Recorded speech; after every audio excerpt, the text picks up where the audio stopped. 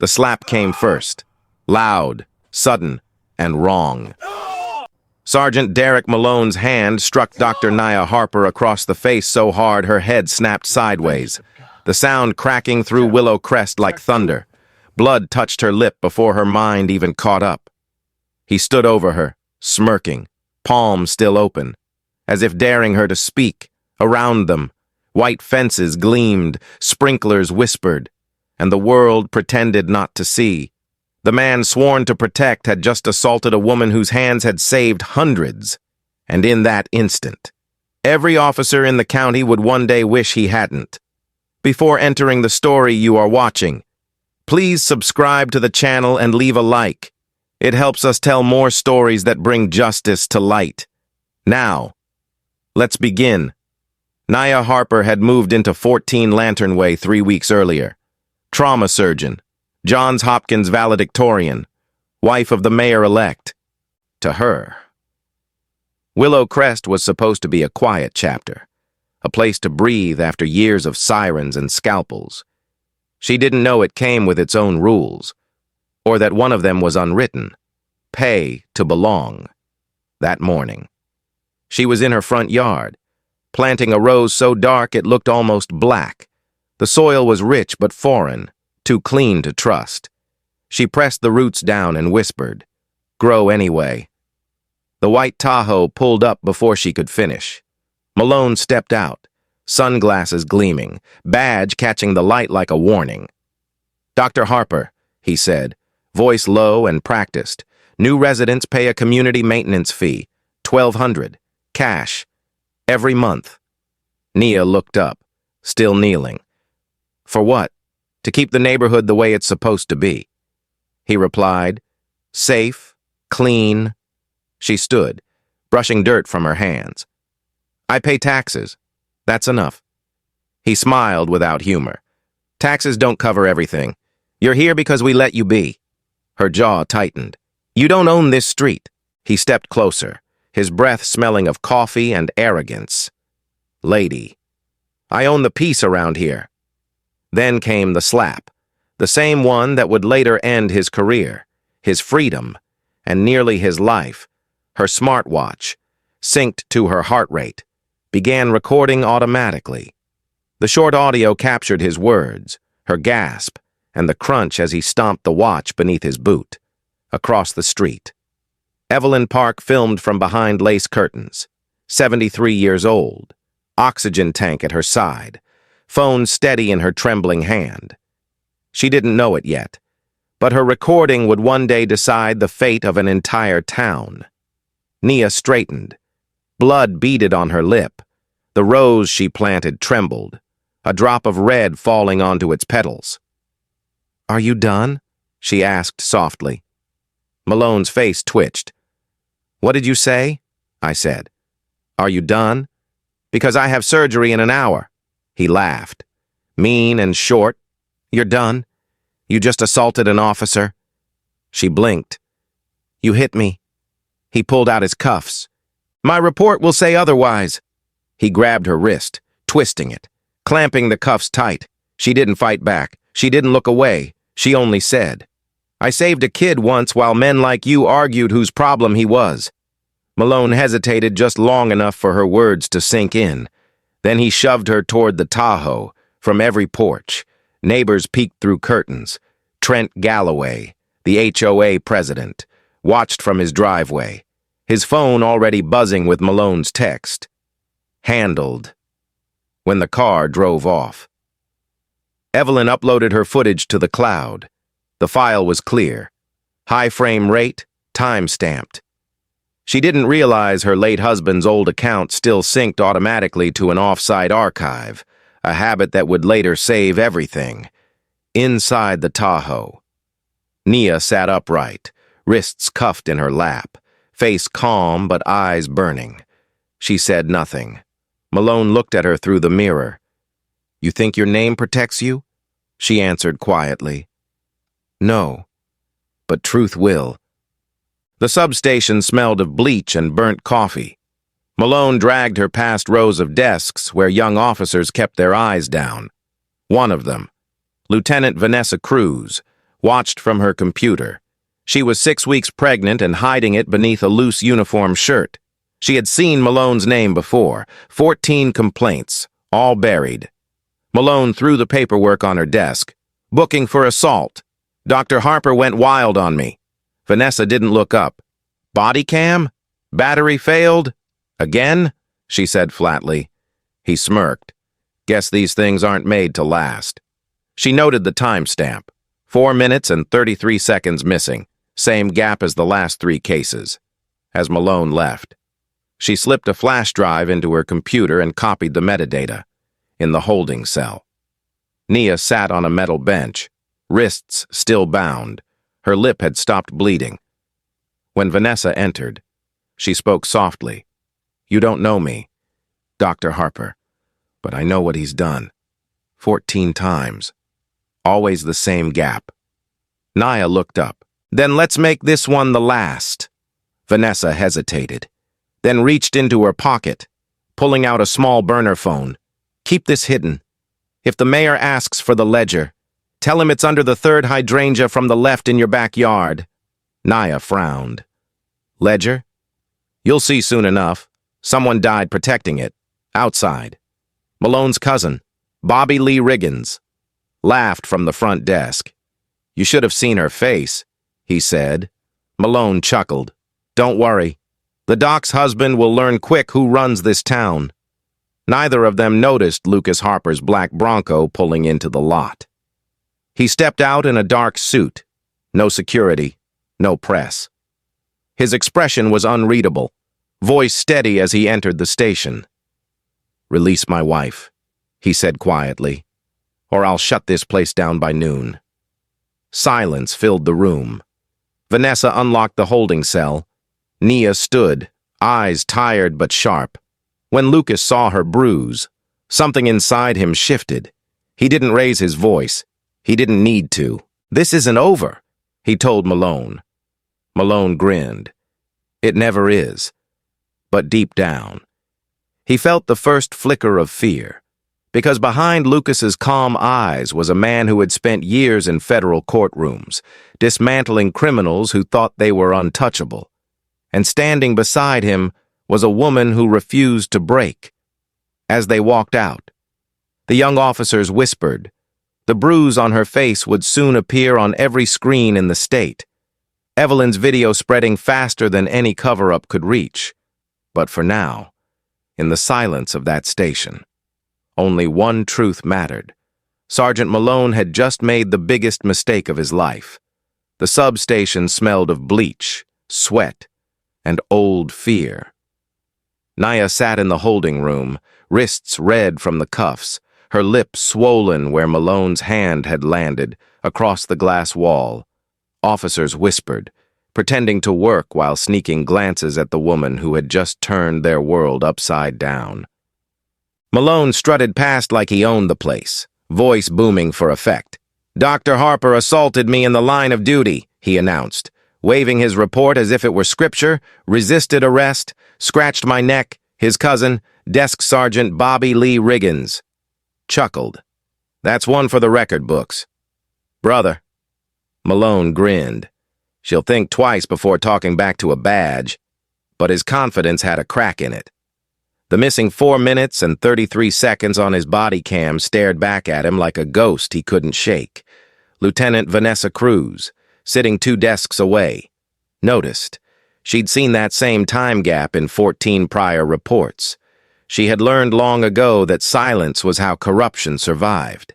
But this time was different. Something about Nia Harper, the way she'd sat without crying, the quiet defiance in her eyes, ignited something in Vanessa's chest. She opened her drawer, slid in a small flash drive, and copied the metadata from Malone's body cam server. The timestamps told a story, footage cut precisely when incidents occurred, then resumed once the damage was done. Vanessa took a steady breath, aware that one wrong move could end her career, or worse, the life she was growing inside her. She pressed a hand to her uniform, whispering, "Not yet. Baby, Mama's got to fix this first." When Lucas Harper walked through the door, The entire room fell silent. The mayor-elect didn't shout. He didn't need to. His presence filled the station like gravity itself. His tailored coat, dark eyes, and calm authority made even the loudest officers look away. He stopped at the front desk, voice even but edged with command.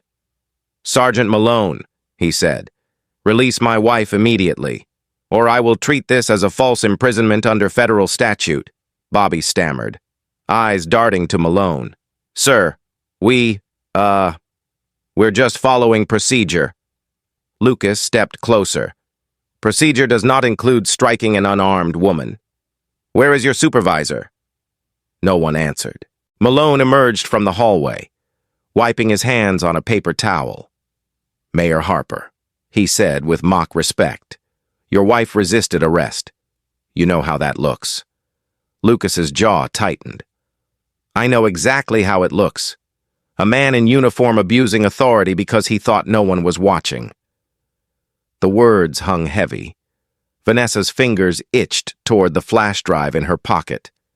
She couldn't reveal it yet, but she knew that one file could dismantle everything Malone had built in the holding room. Nia sat quietly until Vanessa slipped inside and closed the door behind her. "Dr. Harper," she whispered, "listen carefully. There's a ledger. Evelyn Park's husband kept it before he died. He wrote down every bribe, every payment, every time Malone extorted someone. If your husband asks about it, tell him it's buried under the third hydrangea in your backyard." Nia frowned, confused but alert. "Why are you helping me?" Vanessa's voice softened. "Because I'm tired of watching men like him get promoted for hurting people like you." She glanced at Nia's bruised face. "And because my daughter deserves to be born in a county that still knows right from wrong." Nia nodded once. "Then let's start here." Vanessa unlocked the cuffs, sliding them into her pocket. "Officially, you were released on bond. Unofficially, you walk out with your husband now and never mention my name." As Vanessa let her out, Malone's smirk returned. "Leaving already? Doc? Don't forget. I've got your prints and your statement." Nia stopped at the door and turned to him. "You're not a man. Sergeant, you're a headline waiting to happen." The words hit harder than any slap. Lucas took her hand, guiding her out.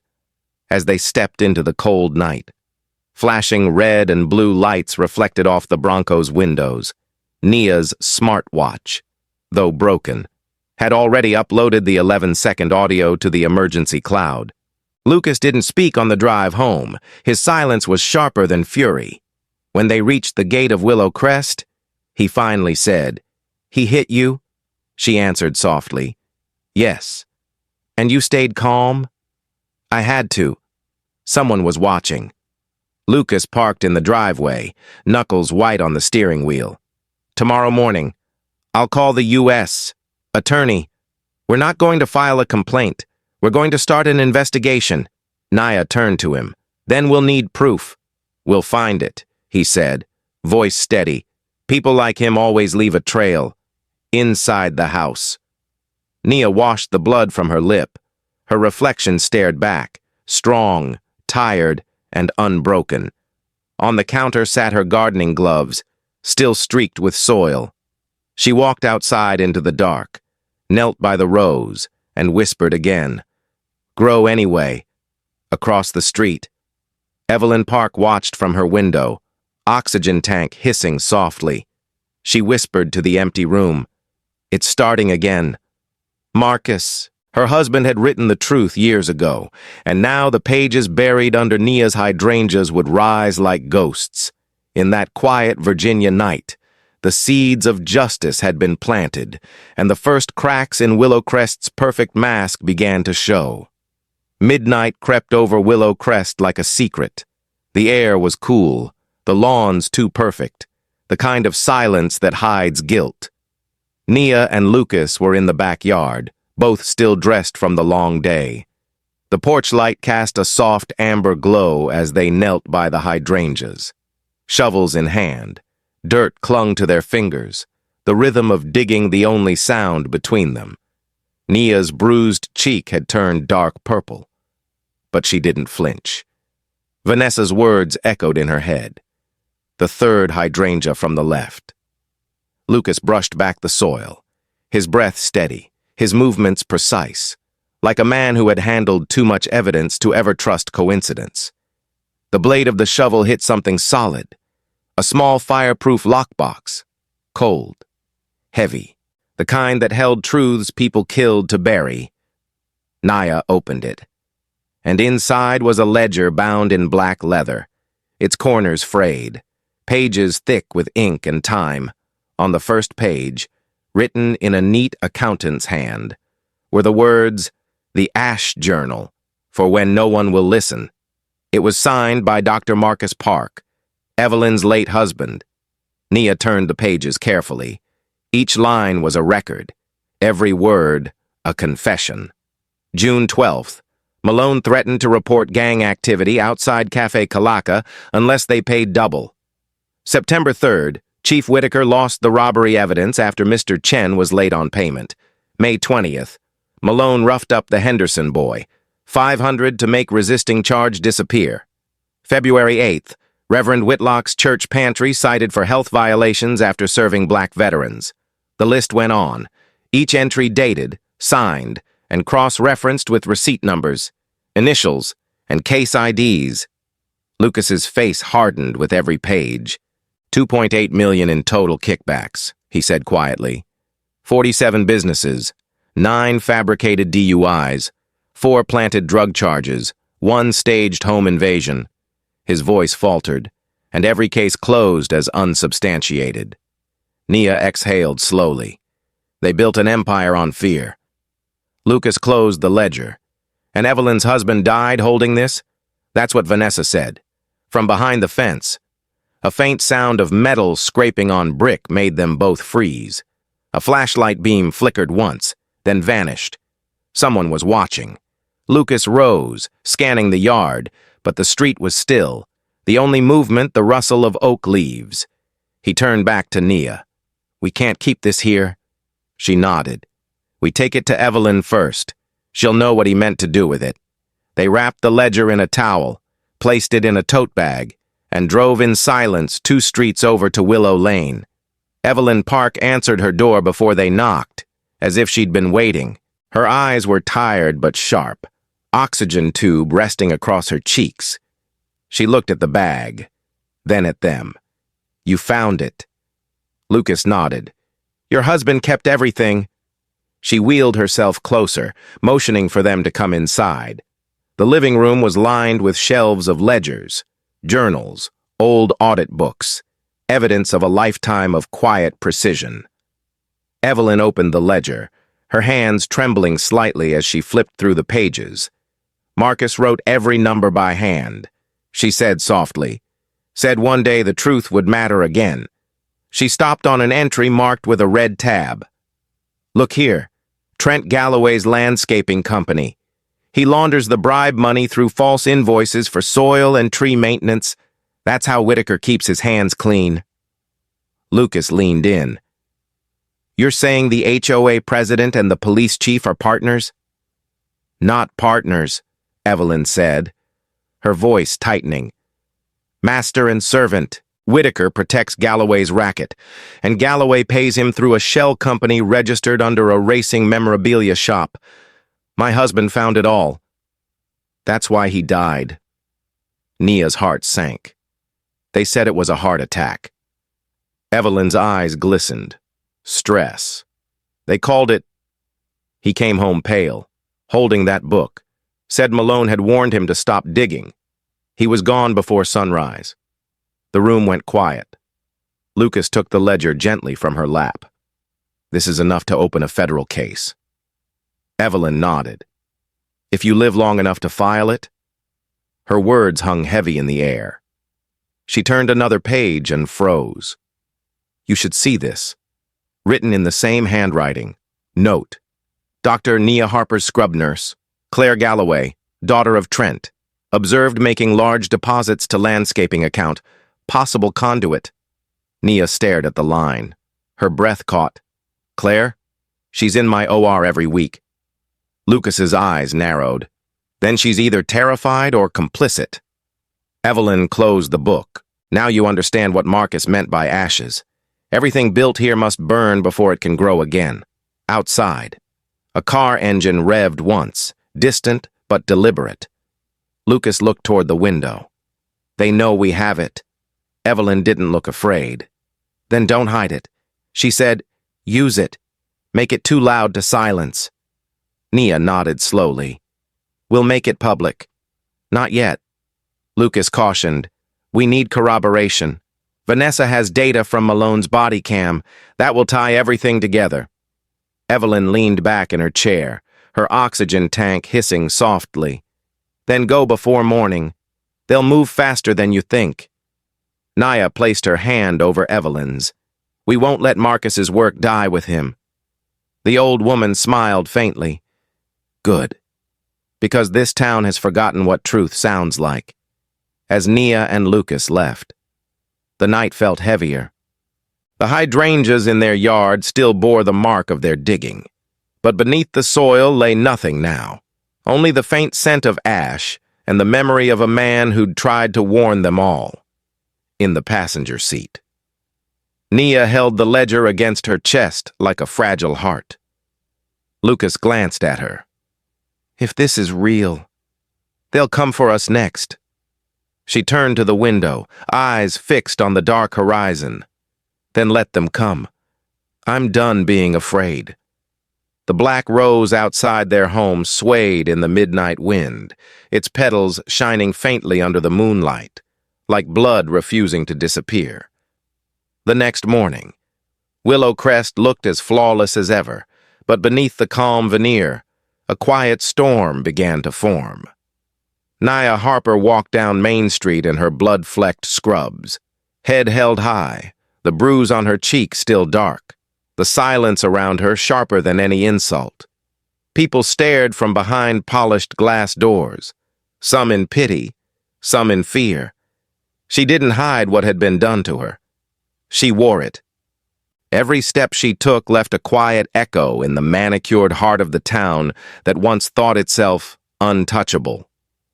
She stopped first at Café Calaca. Javier Morales looked up from behind the counter, his eyes widening when he saw her face. The cafe smelled of espresso and resignation. He slid a cup toward her, then hesitated, his voice barely above a whisper. You shouldn't be here. Doctora. Malone still runs this street. Nia took a sip. Then it's time someone else did. Javier sighed, then reached beneath the counter and pulled out an envelope. Inside were x-rays, bones fractured in jagged patterns. My brother's hand, he said quietly. They said he resisted arrest in 2019. He was just bringing me tamales. His jaw tightened. Malone laughed about it. Nia studied the images, then looked up at him. You kept these all this time? Evidence doesn't spoil, Javier said, bitterness lacing his tone. Just waits to be used. Nia nodded, left a single black rose on the counter, and slid him a small note that read, Your story matters. She moved on, at Mei Ling Chen's dry cleaners. The steam hissed and the machines groaned like tired lungs. Mei Ling froze when Nia walked in, her hands trembling as she folded a crisp white shirt. You shouldn't be out, she whispered. They'll come for you next. Nia smiled faintly. Then they'll find me working. Mei Ling hesitated, then reached for a worn envelope. Inside was a letter from a scholarship board. My daughter's scholarship was revoked the day after we refused to pay the HOA maintenance fee. They said it was clerical error, but I know who called. She blinked back tears. She had to leave school. Nia touched her hand. We'll make it right. She left another rose and the same note before walking back into the bright morning. A few blocks away, Amir Rahimi stood at the doorway of his rug shop, arms crossed, watching her approach. He'd lost his accent over years of trying to fit in. but not his dignity. "Dr. Harper," he said, voice steady but weary. "I warned Marcus Park once. Stop asking questions, or they'll bury you next to your father." He didn't listen. He opened a back room lined with empty shelves. 2 years ago. Auditors came, said they were checking my taxes. They boxed everything, every rug, every ledger. 40 years of work gone in a day. 2 days later, Trent Galloway's company started selling luxury carpets online. Mine? Nia clenched her jaw. And no one investigated? Amir gave a dry laugh. Who would? The chief plays golf with the HOA. Nia placed a rose on his counter. Then this time, the truth plays louder. Her next stop was Reverend Sarah Whitlock's church. The old brick building stood quiet, a small banner reading "Food Pantry Closed for Code Violations." The Reverend stood in the doorway, her white collar visible under a plain gray sweater. She smiled faintly when she saw Nia. "You remind me of your father," she said softly. "He believed in people even when they didn't deserve it." Nia bowed her head. "You fed veterans here, didn't you?" Sarah nodded. "Until Malone's men raided us for unsanitary conditions. They tossed food onto the floor and shut us down. We fed 60 men that week, half of them homeless veterans." Her voice cracked. "One of them died 2 days later." Nia swallowed hard. "Then we'll feed them again, and we'll make them pay for every can they spilled." She left the final rose on the altar, the note tucked beneath it. By noon, every shop in the village had one. The black roses stood out against the pale counters and pastel walls, symbols of quiet defiance. Each bore the same message in neat handwriting. "Your story matters. Text 5550137. The number went to a burner phone hidden in Nia's coat. One Vanessa had given her the night before. She didn't have a plan yet. Only faith that if people started talking, the truth would form its own path. The first message came from Javier. "I'm in," then Mei Ling. "I have records." Amir. "I'll testify." Reverend Whitlock. "God bless your courage." And then more. Neighbors, clerks, a mechanic, even a police trainee. Stories poured in like water breaking through a dam. Each text a new wound opened, a new piece of the system revealed. By the end of the day, Nia sat in the cafe with Lucas, Vanessa, and Evelyn. The phone buzzed nonstop on the table between them. Lucas looked at her, his voice low but resolute. "You've started something bigger than us." Evelyn smiled faintly, her oxygen tank hissing beside her. "Good," she said, "because the truth should never fit in a file cabinet." Vanessa scrolled through the incoming messages, her face hardening with every line. They extorted small businesses, threatened families, falsified police reports, and everyone paid because they were scared. She looked at Nia. Not anymore.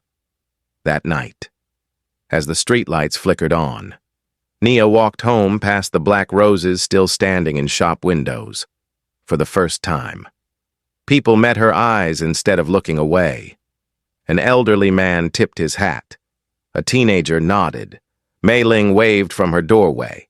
The silence that had once choked the town now carried something new. Courage. When she reached her yard, she knelt beside the rose she had planted days before. Its petals had darkened, edges kissed by red where her blood had fallen. She whispered to it, her voice trembling but sure. "You see what happens when one seed grows?" The night breeze brushed her cheek, and somewhere down the street, a curtain fell closed. But this time, she didn't feel watched. She felt seen. The movement had begun, and the soil of Willow Crest, once poisoned by fear, had begun to breathe again.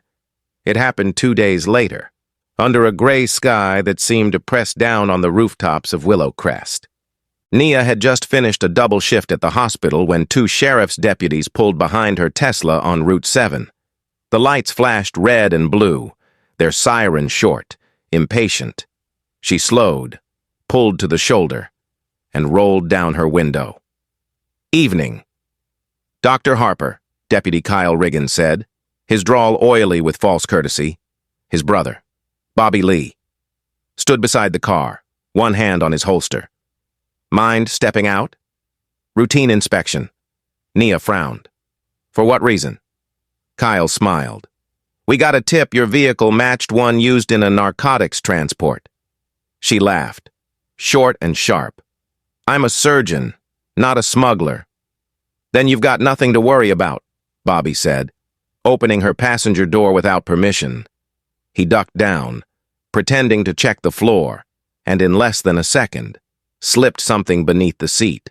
A motion so small, so practiced, that it might have gone unnoticed by anyone else.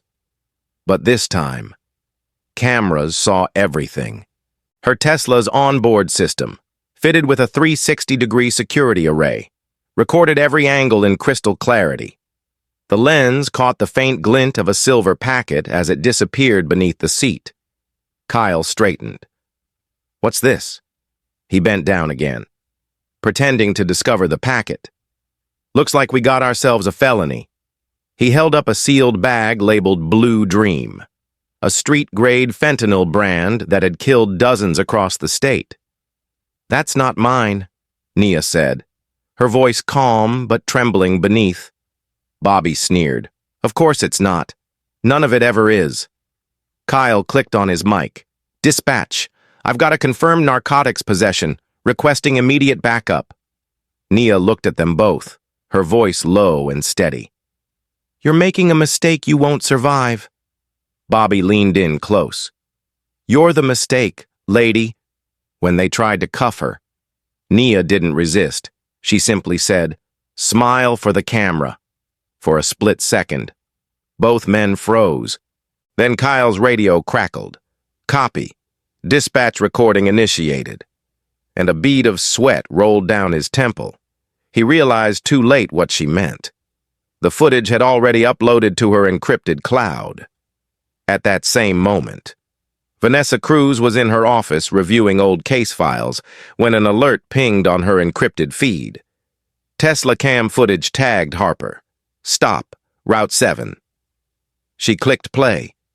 Her heart dropped as she watched the Riggins brothers plant the packet. Frame by frame. She didn't hesitate.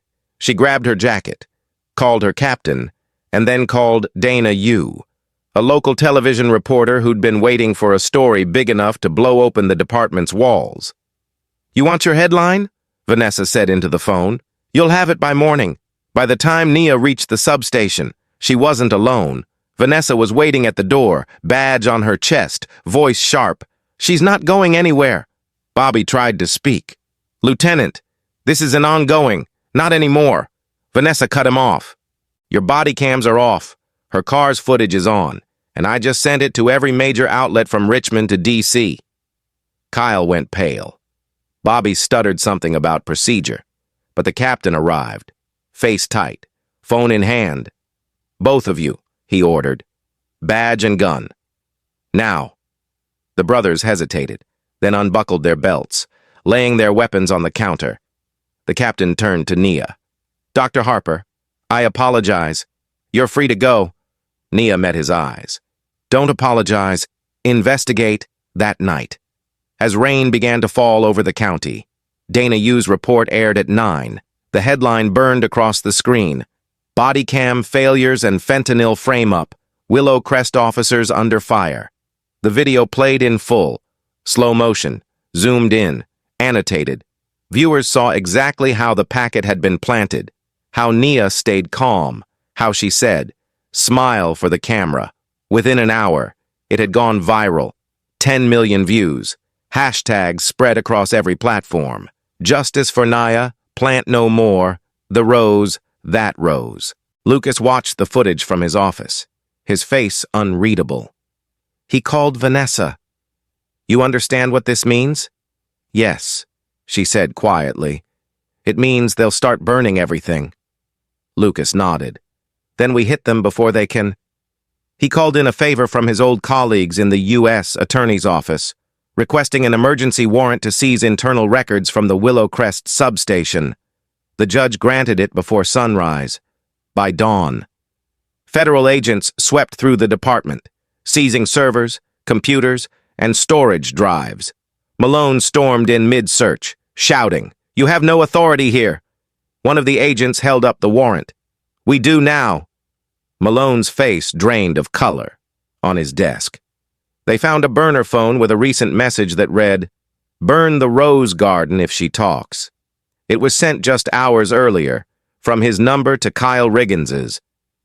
Naya stood outside the hospital later that morning, the drizzle soaking her hair, as Vanessa approached with a USB drive. "We traced that message," Vanessa said. "It's his. We have him cold." Nia stared into the distance. "He's not just going to fall. Vanessa, he's going to take the whole rotten tree with him." Vanessa nodded. "Then let's make sure we cut the roots." By evening, the Riggins brothers were suspended without pay, facing obstruction and evidence tampering charges. Malone, sensing the walls closing in, called in sick, his phone off, his house dark. But the message trail was already in federal hands. The story had broken beyond local control. Governor's office, DOJ Civil Rights Division. The whole country was watching Willow Crest now. That night, Nia drove back home, the tires hissing against wet asphalt, as she turned into her driveway. Her headlights swept across the rose garden. The soil was still damp from the rain. She knelt by the black baccara rose, brushing a petal between her fingers. It was stronger now, taller, its color deeper than before, she whispered. "You survived the storm." Behind her, Lucas stepped out of the house, his phone glowing in his hand. "The DOJ's moving fast," he said. "Malone's burner connects him to Chief Whitaker and the HOA's accounts. This isn't just corruption. Nia, it's racketeering." She stood, her eyes steady. "Then we finish it." That night, as thunder rolled in the distance, Nia stood by the window watching the rain trace lines across the glass. She didn't flinch at the flashes of lightning or the growl of thunder. Somewhere out there, men who thought they owned her peace were scrambling to destroy their own evidence, but the truth had already taken root, and like the rose that bore her blood, it would not die quietly. Cafe Kalaka closed at midnight, but its lights stayed on. The front gate was pulled halfway down. The sign flipped to closed, though inside, the air buzzed with something electric. Nia sat in the back corner, her coat draped over a chair, hands wrapped around a mug that had gone cold an hour ago. Javier Morales wiped the same counter 3 times, too nervous to stand still. He said midnight. He murmured, "Are you sure this is the right play?" Nia looked up from the table. "You wanted justice." "Javier, this is what it looks like before it starts." Hidden above the ceiling fan were 2 tiny microphones, one in the smoke detector, another in the sugar jar. Vanessa Cruz had installed them that afternoon, her face pale but resolute. The cafe had become the stage for the confession that would bring down a kingdom. Outside, rain fell in thin sheets, streetlights flickering across the wet cobblestones. The door creaked open.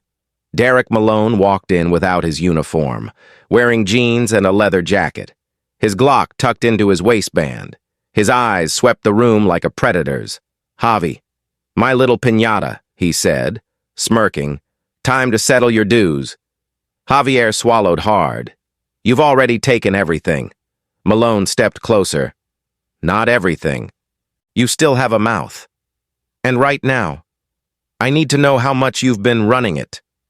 He pulled a chair, turned it backward, and sat facing Javier, elbows on the backrest, voice dripping venom. "Word is you've been meeting with the mayor's wife. I'd hate for something to happen to your pretty cafe." Nia stayed in the shadows, heart pounding. She whispered into the hidden mic. "He's here." Vanessa's voice came through her earpiece, calm and low.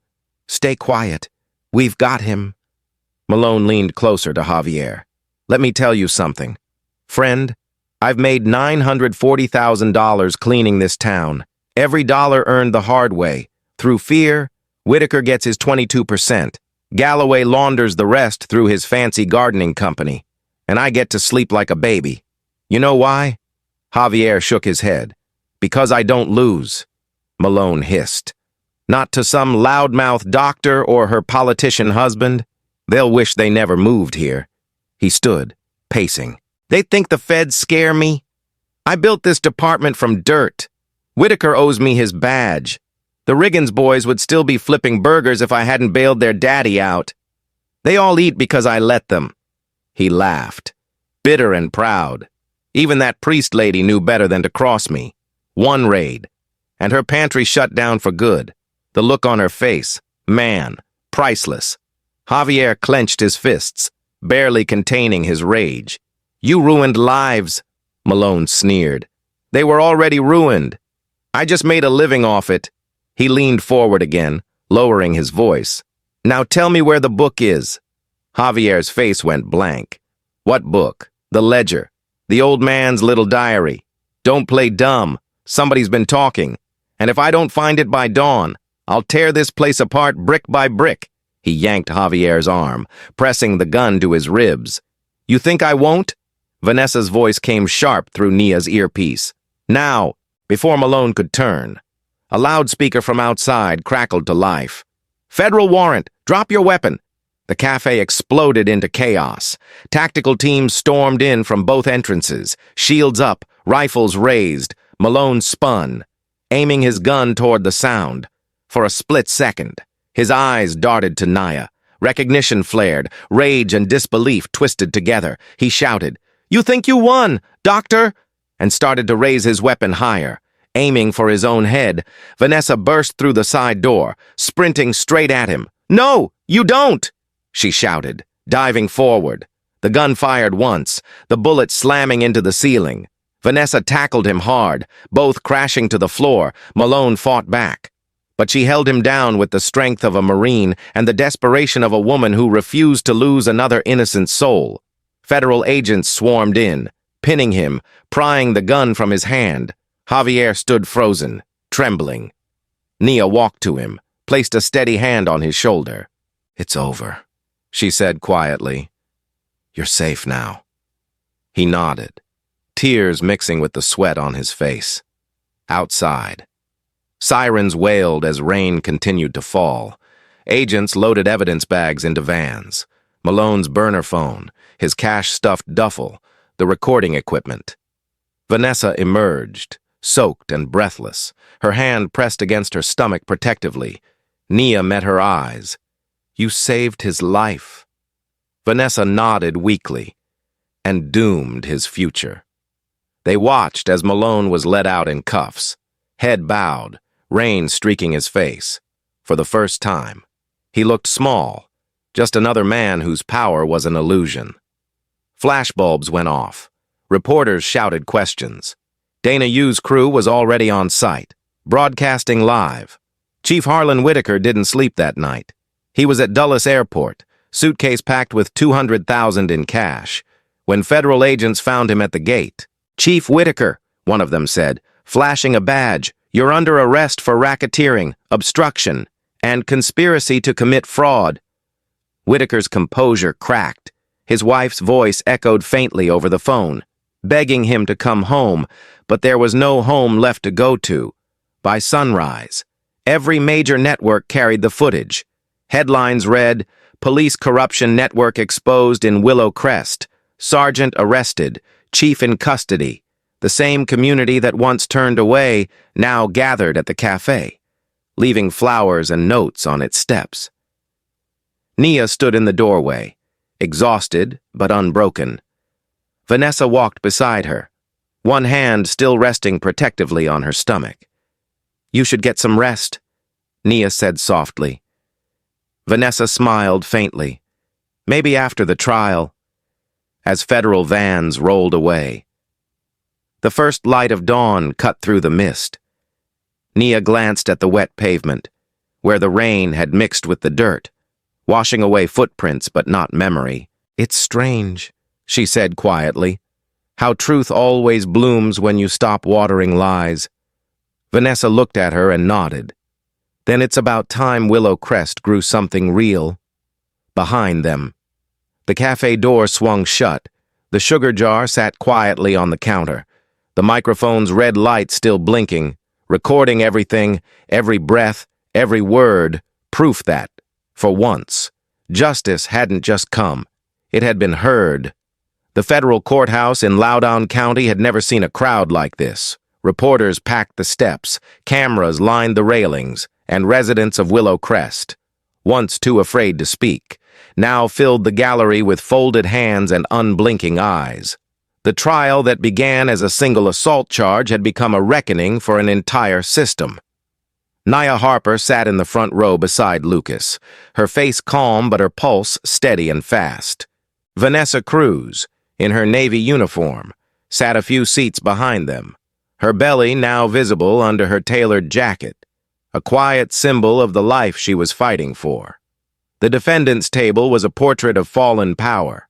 Sergeant Derek Malone in a wheelchair after his failed suicide attempt, Chief Harlan Whitaker pale and hollow-eyed, Trent Galloway stone-faced in an expensive suit that could not hide the stain of guilt. The Riggins brothers sat apart, heads bowed, the laughter that once filled their station gone for good. The prosecutor, Maya Patel from the ACLU, opened with words that silenced the room. This case is not about a single officer losing control. It is about a system built on fear, paid for in silence, and maintained through cruelty. These defendants used their badges to tax the innocent, imprison the honest, and break the weak. But today, they face what they tried to erase. Truth. Her voice was sharp, measured, every sentence a nail sealing their fate. She displayed the ledger on a large screen. "The Ash Journal," she said, "a record of crimes written by a man who died clutching it. Every entry cross-verified, every transaction traced, $2.8 million stolen under the color of law." Nia watched as pages of her neighbor's pain flickered on the monitor. Javier's brother's shattered fingers, Mei Ling's revoked scholarship letter, Amir's seized inventory, the Reverend's raided pantry. Each story was called, each voice heard. Evelyn Park took the stand, her oxygen tank beside her, her voice soft but unshakable. "My husband believed numbers don't lie. He said someday someone would care enough to read them." She turned to Malone. He was right. The courtroom sat in reverent silence as she finished. When it was Vanessa's turn, the room shifted again. She testified about the missing body cam minutes, the falsified reports, the pattern of fear. She told the jury how she'd hidden her pregnancy, fearing the department would use it to discredit her. When asked why she risked everything, she said simply, "Because I wanted my child to be born in a world where the law means what it says." The defense tried to spin chaos into confusion. Malone's attorney claimed PTSD. Whitaker's claimed ignorance. Galloway's blamed everyone but himself. But the evidence spoke louder than their excuses. The cafe recordings played for the jury. Malone's voice filled the courtroom. "I've made $940,000 cleaning this town. Whitaker gets his 22%. Galloway launders the rest." No one breathed as the words echoed off the oak-paneled walls. When the recording ended, even the defense table seemed smaller, as if the room itself had turned against them. Then came the footage from Nia's Tesla, the planting of the fentanyl, the lies, the smirk. The jurors leaned forward, expressions tightening. Maya Patel spoke softly. They called her a criminal because she refused to be a victim. They tried to bury her in dirt, but like the rose she planted, she grew anyway. Lucas took the stand last, calm, deliberate, surgical with his words. "I've prosecuted cartel leaders and corporate thieves," he said, "but never have I seen such calculated rot hidden behind a badge. This was not policing. This was organized extortion wearing a uniform." His voice didn't rise, but the weight of it filled the room. After 3 weeks of testimony, The jury deliberated for only 4 hours. When they returned, the forewoman, a retired teacher from Fairfax, stood and read the verdicts one by one. Sergeant Derek Malone, guilty on all counts. Chief Harlan Whitaker, guilty on all counts. Trent Galloway, guilty of tax evasion, money laundering, and conspiracy. Kyle and Bobby Lee Riggins, guilty of evidence tampering and obstruction. Each word landed like a gavel strike, sharp and final. Malone showed no reaction as the judge pronounced his sentence, 37 years in federal prison. The courtroom murmured when they heard he had survived his hanging attempt, but would remain paralyzed for life. Whitaker received 28 years, his pension forfeited. His wife filing for divorce the same day, Galloway, in tears, was given 7 years for laundering millions through his company. His daughter, Nia's former surgical nurse, resigning in shame. The Riggins brothers were sentenced to 5 and 3 years, their families leaving Virginia before sunset. When the judge finally adjourned, a strange silence filled the room, part disbelief, part relief, part grief. Evelyn reached for Nia's hand. "It's over," she whispered. Nia shook her head gently. "It's only beginning." Outside, the steps of the courthouse overflowed with people. Cameras flashed, reporters shouted, but Nia didn't speak.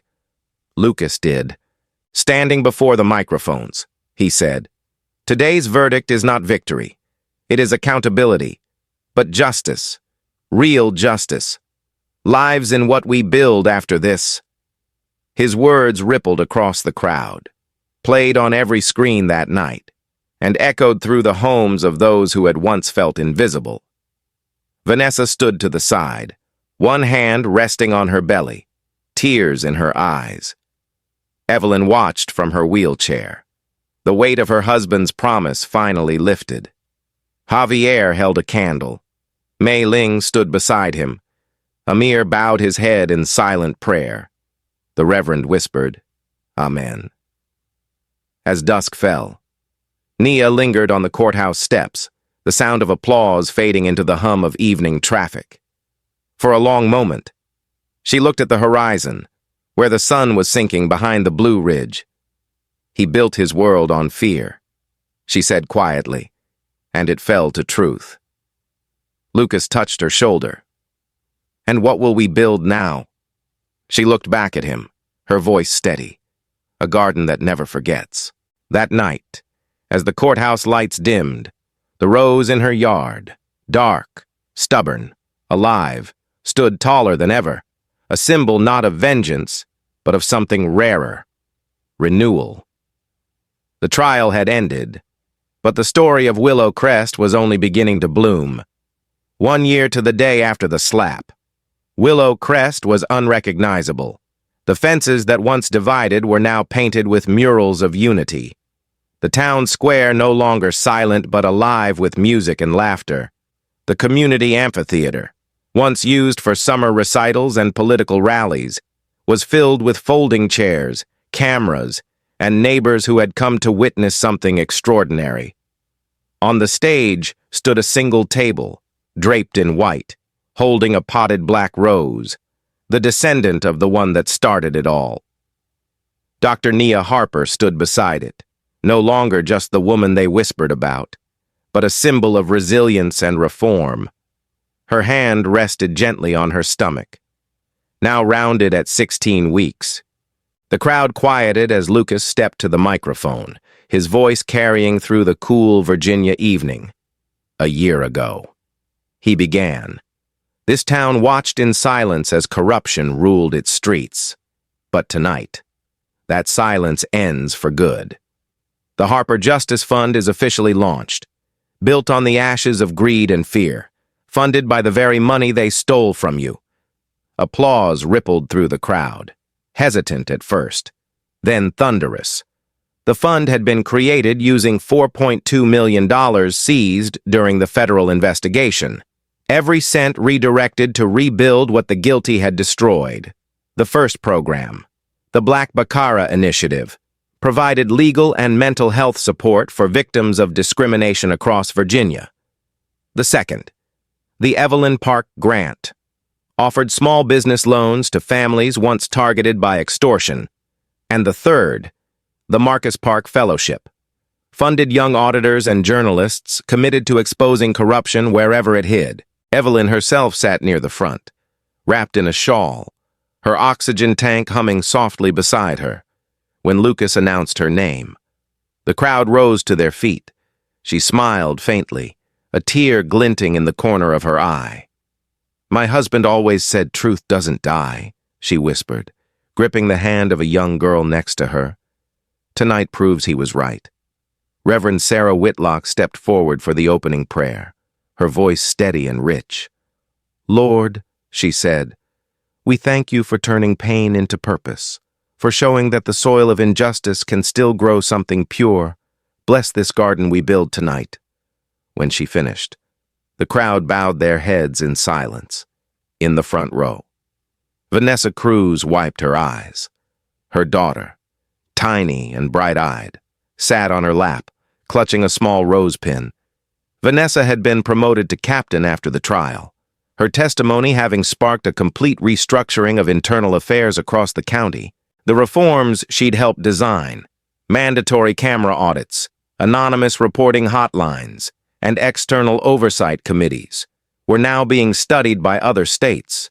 But tonight, she wasn't an officer. She was a mother, watching the world shift into something better for her child. Javier Morales served food from a booth along the side, tamales and coffee, the same kind he once shared with Nia during darker days. Mei Ling Chen handed out free-pressed shirts to volunteers, her dry cleaning business thriving again under a new name, Second Chance Laundry. Amir Rahimi displayed a new rug at the front of his shop, woven with the image of a rose blooming through stone. Even the Riggins brothers, now released and living quietly out of state, had sent letters of apology read aloud during the ceremony. Each story, each life, had been scarred, but rebuilt. When the speeches ended, Nia took the microphone. The crowd hushed. The wind lifted her hair, her voice calm but full of warmth. "1 year ago," she said, "a man hit me because he believed fear would keep me silent. But fear didn't win. Truth did. And now, every one of you has a part in keeping that truth alive." She paused, scanning the faces before her, faces that once turned away, now lifted with pride. The rose that began in blood has taken root in hope. And tonight, we plant its children. She turned, knelt beside the pot on the table, and placed her hands into the soil. Lucas knelt beside her, guiding her hand as she pressed a new seed next to the blooming black baccara.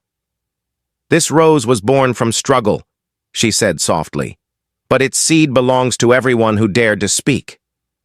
The camera zoomed in as she stood, holding up a small glass vial containing a single dark seed. "Tomorrow, a package like this will arrive at every police precinct in Virginia. Inside is one seed from this rose, with a note that reads, 'Plant this, or we will.'" The crowd erupted, some cheering, some weeping, some simply standing still in awe. As the ceremony ended, the crowd lingered under the string lights, talking, laughing, remembering. Vanessa hugged Nia tightly. "You did it," she said, smiling through tears. Nia shook her head. "No," she said, "we did." Evelyn was wheeled onto the stage, her frail hands trembling as she reached out to touch the rose. Marcus would have been proud. She whispered. Nia leaned down and kissed her forehead. "He's part of it," she said softly. "Every word he wrote lives here." Later, as the lights dimmed and the crowd thinned, Nia stood alone by the rose, her hand resting on the gentle curve of her belly. The night air smelled faintly of soil and rain. "Your garden will never know fear," she whispered to the child she carried. only truth. Lucas joined her, slipping his arm around her shoulders. "You think the town's ready for what comes next?" he asked. She smiled faintly. "They'll learn. Growth always hurts before it heals." Behind them, the amphitheater lights shimmered across the lake, the reflection of the black rose glowing faintly in the water. For the first time, Willow Crest wasn't a place defined by silence or fear. It was a living promise, a town reborn from its own ashes. As the last notes of music faded into the night, Nia looked out over the crowd one final time. The petals of the rose swayed gently in the breeze, and in that motion, quiet, graceful, unstoppable, was the proof of everything she had fought for. Justice didn't bloom overnight. It took pain, courage, and the will to plant again, but once it took root, it never died. Thank you for watching this story. If it moved you, please take a moment to subscribe to the channel, give it a like, and share it with someone who still believes in justice. Every view, every share, helps us keep telling the stories that matter.